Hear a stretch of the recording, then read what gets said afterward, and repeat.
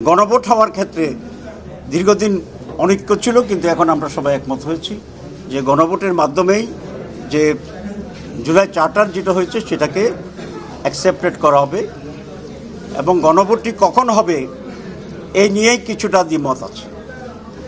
অনেকে বলেছেন গণভোট এবং জাতীয় নির্বাচন একসাথে হবে বা একসাথে হলে ভালো হয়।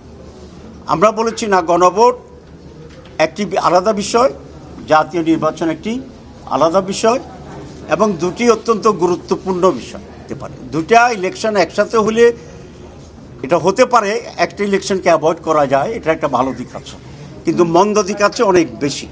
প্রথম মন্দ দিকটা হচ্ছে জুলাই চার্টারে এমন কিছু ইস্যু আছে যেটি আগামী নির্বাচনের একটা সাবজেক্ট হবে, বিষয় হবে। যেমন আপার হাউজের একটা সাবজেক্ট আছে এখানে। তা আপার হাউজের যদি আমরা গণভোটটা অ্যাকসেপ্টেড হয় তো তাহলে আপার হাউস তো আগামী নির্বাচনের সময় এটা নির্বাচনের একটি অংশ হবে।